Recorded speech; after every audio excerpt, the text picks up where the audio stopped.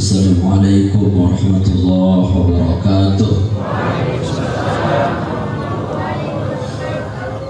Sayyidina Rasulullah SAW wa ala alihi wa sahbihi wa azwajihi wa dhurriyyatihi wa ahli baitihi kiram ajma'in. Al-Fatihah.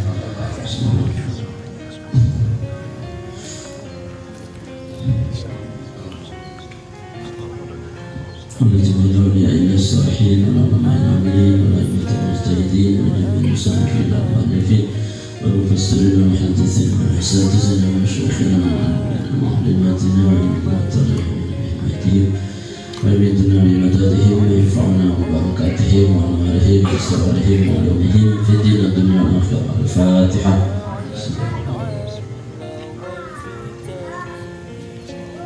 ولله نزول الرحمة والهداية والتوفيق والسلام علينا ويسر الله تعالى لنا أمور الدنيا والآخرة وقضى الله لنا جميع الحاجات. الفاتحة.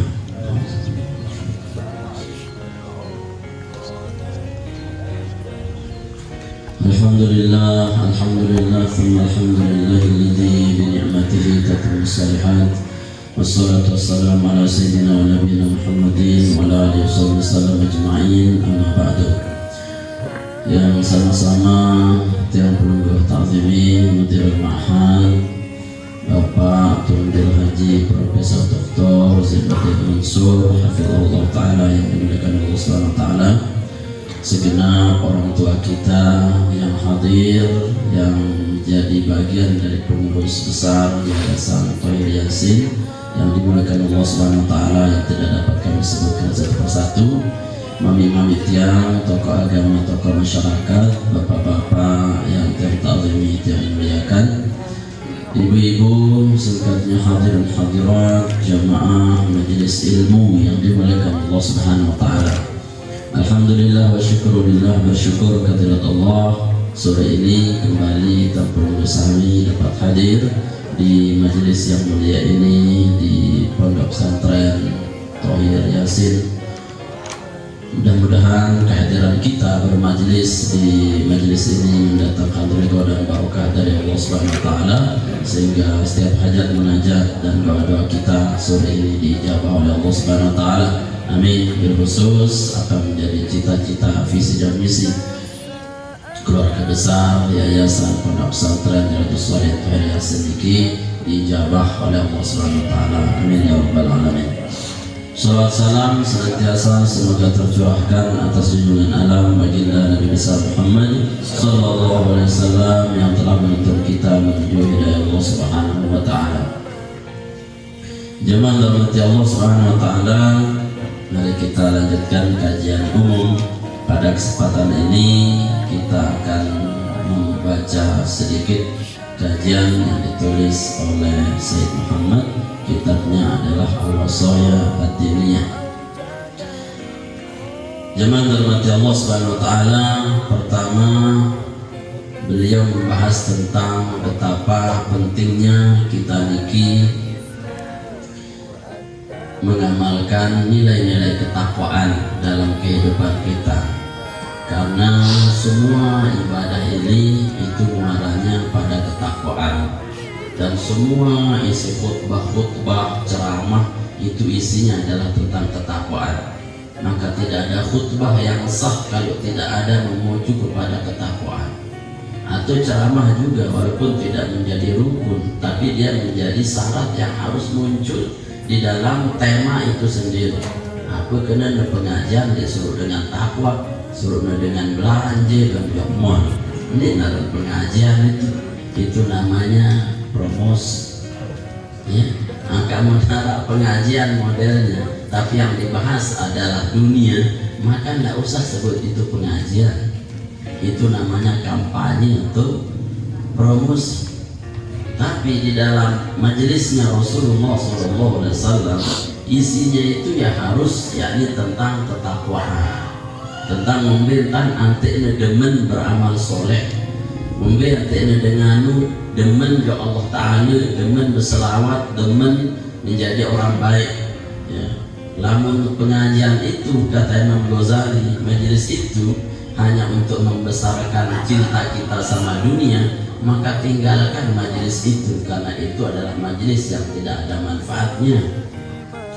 Ya, kalau di majelis itu hanya membuat engkau semakin cinta kepada dunia, semakin takutnya kepada Allah hilang, ya percuma. Maka carilah majelis atau khutbah di mana saja yang memenuhi standar ketakwaan. Oleh karena itu pesan-pesan dalam semua kajian, dalam semua fikih-fikih ukurannya itu adalah agar kita ini mencapai puncaknya ketakwaan. Oleh karena itu di sini disebutkan beberapa ayat Al-Quran yang banyak sekali dan termasuk keutamaannya kenapa kita mesti bertakwa. Beliau Imam Syekh Muhammad menukil pertama kali surat An-Nisa ayat 131. Allah berfirman, "Wa laqad wassayna alladziina utul kitaba min qablikum wa iyyakum an ittaqullah." Allah Subhanahu wa taala berfirman, "Wa laqad wassayna," dan sungguh kami telah mewasiatkan, ya. Sungguh kami telah mewasiatkan alladziina utul kitaba, kepada orang-orang yang memegang kitab, ya, baik dari kitab Taurat, Injil, Zabur, ya, dari Daud, Musa, Isa, ya, Ibrahim dan semua para nabi sebelum kita. Itu oleh Allah diwasiatkan anittaqullah, semuanya untuk bertakwa pada Allah. Ya, dan Nabi Rasul mengajak untuk menjauhi Allah Subhanahu wa taala. Justru semuanya dakwahnya isinya adalah anittaqullah. Termasuk kata Allah wa iyyakum dan pelukung pun semuanya, ya. Allah berpesan anittaqullah, untuk selalu bertakwa kepada Allah. Itu pesan pertama dalam agama, yakni anittaqullah, bertakwa pada Allah. Termasuk kalau kita telisik dalam bab hadis, ya, hadis ya awaliyah, hadis pertama-tama yang muncul dari Nabi SAW itu adalah hadis tentang takwa. Dalam kitab Arba'in saja itu disebut di awal-awal, di nomor hadis nomor 3 kalau tidak salah, ya. Beliau menyebutkan ittaqullah haitsuma kunta wa atbi'is sayyi'ah al-hasan tamhuha wa khaliqin nas bi khuluqin hasan. Ya, yang pertama beliau sebut ittaqullah, ya. Puncak agama itu adalah bagaimana tiap penungusami, yakni bertakwa pada Allah haitsuma kunta, ya, dalam posisi, dalam keadaan manapun. Haitsuma itu disebut dengan yakni harfu lil hasri, yakni harfu lil hasri, untuk meringkas keadaan. Artinya keadaan apapun atau tempat manapun, bimana zorob makan iya, zorob zaman iya, tempat iya, waktu iya, haitsuma, dimanapun kapanpun, ya ittaqullah, ya. Jangan tinggalkan takwa. Di antara penafsiran Imam Ghazali, harga jamaah, ya, beliau mengatakan makanya jangan lepaskan takwamu itu, jangan tinggalkan di rumah, ya. Saya mendetolok takwa delik balik, subul balik, pelungguh tidak takwa lagi. Jangan tinggalkan takwamu di kantor, keluar kantor maka engkau hilang takwa. Jangan tinggalkan takwamu di kantong, tidak ada kantong, hilang takwamu. Jangan tinggalkan takwamu di masjid, keluar masjid baik ke sandal batu, ya. Di mana jauh lawan masjid pada, ya. Jangan tinggalkan takwamu di istrimu. Kenapa? Pisah dari istri, hilang takwamu. Jangan titip takwamu di suamimu, darah suamimu, kau hilang ketakwaan. Ya, maka ittaqullah haitsuma kunta, kondisi apapun. Nyakna pertama kajin 100.000 beden de tenang takut. Lagu guru aja namolas sudah pinong-pinong diri. Pertama. Ya, artinya banyak orang kehilangan iman hanya karena pertama.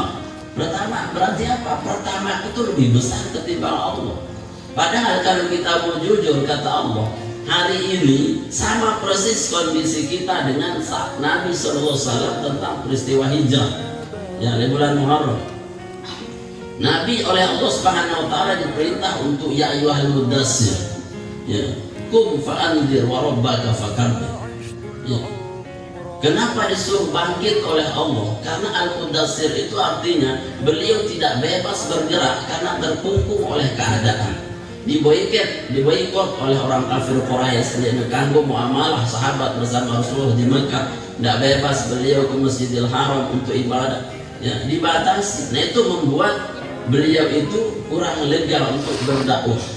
Ya, hari ini sama dah persis keadaannya. Hari ini misalkan selaku ajin tayak ini ajin bawang tayak atau ini, kesunat tayak, sebir kompor laku tayak, ya. Semuanya naik harganya, ya, sehingga kenapa selaku tayak, ya. Semuanya naik, ya, tidak ada yang turun. MBG naik sampai sejenis 1 miliar korupsinya itu tidak tanggung-tanggung, ya, ya tanggung-tanggung. Kenapa? Ya ini artinya samalah dengan kondisi dulu masa Nabi. Jadi Al-Mudassir beliau terkungkung, kita pun hari ini terkungkung dalam keadaan. Tapi kata Allah, mau Al-Muzammil atau Al-Mudassir, ya Al-Muzammil atau ya Al-Mudassir, itu ujung-ujungnya sama-sama kum, ya. Kalau Al-Muzammil kumil lain, kalau Al-Mudassir kum fa'anzir, ya. Apa bedanya Al-Muzammil dengan berselimut dengan Al-Muzammil, berselimut dengan Al-Mudassir? Kalau berselimut dengan Al-Muzammil itu berselimut karena rasa takut terhadap Allah atas wahyu yang pertama. Sehingga Nabi turun pertama kali diangkat jadi Nabi Rasul, turun langan Gua Hira, saking gemetar takutnya bertemu dengan Jibril aslinya pertama kali, beliau bergetar berkata kepada Khadijah, zammiluni zammiluni zammiluni, wahai Khadijah, selimuti aku, selimuti aku, selimuti aku. Apa model selimut Nabi lain merah tuh, aku cap kaki 3, ya. Apa merek Nabi lain? Menara selimut lain, maksudnya adalah hangatkan aku, peluk aku dalam kehangatanmu. No, kabar bapak-bapak ule pada sama nina ada samiluni, kita pelewat sedek aju. Itu artinya peluklah aku, loh. Ya kenyataan lagi beroneka ngaji samiluni. Dia pernah. Artinya Nabi sedang diam karena apa? Berada di dalam kehangatan Khadijah. Tetap Allah perintah, jangan hangat terus Muhammad sehingga engkau tidak bergerak, sehingga engkau tidak berdakwah. Kum, singkirkan pakaian itu, atau kum, hindari kehangatan itu. Yang angkat mendemasi hangat-hangat semua bekapongan kaper senina ada dia kena kum kaper senina mendatang kapal saya senama ada kaper senama ada dia kena, ya digoyo ya sayang pada saling kapal. Itu tidak Muzammil betul. Makanya kaitannya dengan kumil lain illa qalila, walaupun hanya sedikit aja. Menurut waktu subuh kaper selimut ini nanti ada kaper bahasa ini ke kaper bahasa ya padil wah kaper ya ini saya berkapol lah. Tapi poinnya tetap kok, ya. Kalau Al-Mudassir itu beliau tidak bebas bergerak karena kondisi keadaan yang tidak nyaman. Ya sama lah seperti kita hari ini. Maka apapun selimutnya kata Allah kum, maka tetap kita bangkit. Bedanya fa'anzir, lalu ingatkan tetap orang lain untuk terus bangkit. Artinya jamaah hari ini mungkin sedang tidak baik-baik saja keadaannya, tapi harus kita bangkit dan ingatkan orang lain. Gimana caranya bangkit dan mengingatkan orang lain? Kata Allah, wa rabbaka fakabbir. Nah itulah jawabannya. Maka besarkan Allah, jangan besarkan pertama. Pertama beli berarti Allah kode isi sehingga aku sini stres mikiran minyak. Nah, bawang beli angin, Allah kode angin. Bapak ngaji jak setui mata dunianya. Bapak PKH aja dulu. Itu berarti sudah lebih membesarkan PKH gitu. Nah Allah bapak pengajian jadi nanti hajar dia langsung belum mati. Itu berarti dunia ini masih terlalu besar buat kita sehingga mengecilkan Allah. Harusnya paradigmanya itu dibalik. Warabbaka fakabir, besarin Tuhanmu, besarkan Allah, maka dunia itu akan dikecilkan oleh Allah. Ya. Yang selama ini yang kita besarkan ya bensinnya, ya apa, ya semua dunia kita. Gimana Allah akan memberikan solusi buat kita? Ya. Nggak akan besar. Maka di dalam Ibnu Athaillah hikam itu wa kaifa yashraqu qalbun wa fi mir'atihi yamtali'u bi mir'ati dunya. Bagaimana hatimu itu akan bersinar dengan cahaya Tuhan, sementara hatimu selalu penuh dengan dunia saja. Ya, hati itu dunia doang izin. Ya, bilang ada tamu hidayah Allah. Ya, dia tamu lalu ya penuh, kosongan sedikit saja. Artinya apa? Kalau engkau besarkan Allah dalam jiwamu, maka semuanya akan dikecilkan. Ya. Nah, kata ulama logikanya, kalau sekelas Rasulullah ya, itu disuruh untuk membesarkan Allah, pertanyaannya, apakah Rasulullah kurang cara ibadahnya? Kan tidak. Rasulullah itu paling atqakum fillah, akhsyakum fillah. Aku ini paling takwa, aku ini paling takut sama Allah, kata Nabi. Toh Nabi juga disuruh oleh Allah, fakabir, Tuhanmu besarkan. Kurang apa cara Nabi membesarkan Allah? Sampai setiap pagi bengkak kakinya. Saking apa? Banyaknya sujud. Ya, pelungguh bengkak, anaknya dia lagu asam murad. Ya, nah, mana tahajud ya, dia ngasih, yuk kita ngasih kembali. Terus, nah itu yang ibadahnya sampai bengkak-bengkak, oh masih disuruh oleh Allah fakabir. Ya, itu mafhum mukhalafahnya. Kalau kelas orang yang paling hebat ibadahnya disuruh membesarkan Allah lagi, ya apalagi pada yang pelungguh. Ya, si tahajud seminggu sekali, ya, si bersedekah kali. Bagaimana ia kemudian Allah akan memberikan terbaik buat kita kalau kita tidak membalik cara berpikir kita tentang dunia. Orang tanya fakabir, aneh itu beliau Tuhan. Watia baka fakabir, watia baka fakabir. Ya, bersih di pakaiannya, bubuk bukan hanya sejauh ke bubuk tiun. Bapak sembahyang ya jadi kan sebulan sih. Bapak nerawah ya baru tambah. Parpun sampai neos. Tapi ke Allah kan baik-baik bapak-bapak sukun sampai bulan ya. Ini kenyataan. Bapak ngantor aja. Sukun bekas. Itu cara mengajar kita dari sisi pakaian saja. Ya, Allah tidak nerima kan kalau kita itu bawa dengan najis misalnya. Atau bagian kita tidak najis, tetapi apa? Dia kurang menjadi yang terbaik menurut kita. Makanya Allah sebutkan khusus zinatakum inda kulli masjidnya. Jadikan perhiasanmu itu kalau mau ke masjid, seolah-olah Allah katakan, mun si bagus-bagus kadu di masjid menuju Allah Subhanahu wa taala. Mun ngaji lo bagus-bagus kadu. Dia mau ngaji bulat tampung, yang dia namun kelelek. Iya, sehingga waktu pun seharusnya ilmu merawat aja adalah ilahi Allah. Belum subur doang akan laundry kan. Nah, artinya apakah fatoh? Nah, artinya jemaah terhormati Allah. Hari ini bagaimana kita diwasiatkan oleh Allah Subhanahu wa taala untuk bertakwa. Takwa itu makanya ulama beri standar takwa itu mudah. Sejauh mana kita mengerjakan perintah, sejauh mana kita meninggalkan larangan. Ya, takut. Apapun yang kita lakukan dari perintah Allah, maka itulah ketakwaan. Tidak memandang besar dan kecil. Sekecil-kecil kebaikan yang kita lakukan dalam iman dan Islam ini jemaah, itulah ketakwaan yang membuat kita itu paling tinggi di sisi Allah. Inna akramakum indallahi atqakum. Yang paling mudah kan paling takwa. Takwa itu apa? Pokok belum menerima maksiat wah inti. Takwa itu intinya kita meninggalkan maksiat.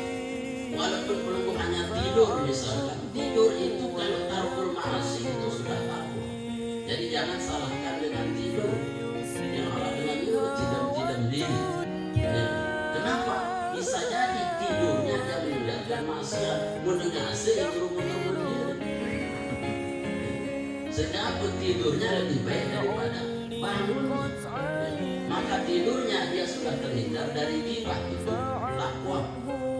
Atau diamnya di rumah itu adalah takwa. Kenapa? Karena keluar rumah bisa jadi dia terpapar dengan maksiat. Kamu balik Muhammad dia maksiat. Nah, kena jamaah takwa itu sebagus mana kita mengerjakan perintah dan meninggalkan larangan. Inilah paling takwa niku jamaah bermati Allah Subhanahu wa taala. Fama min khairin ajilin wala ajilin zahirin wala batinin illa wa taqwa sabila musulin ilaihi. Tidak ada kebaikan dunia akhirat yang secara zahir atau batin, yang secara syar'i dan secara tauqifi, secara batiniah, yakni kecuali takwa itulah yang menjadi wasilah. Jadi apapun kebaikan dunia dan akhirat yang kita lakukan, ya kecuali dengan takwa itu tidak bisa sampai kepada hakikat Allah Subhanahu wa taala. Maka Imam Ghazali dalam kitab Bidayatul Hidayah, disebut kitab ini Bidayatul Hidayah, itu mempelajari tentang zahir ilmu takwa, yang kedua batin ilmu takwa. Maka beliau mengarang kitab Bidayatul Hidayah itu mempelajari tentang zahirnya ilmu takwa. Bidayatul Hidayah, permulaan menuju hidayah li ajli zahir ilmu takwa, menuju zahirnya ilmu takwa. Apa zahirnya ilmu takwa itu?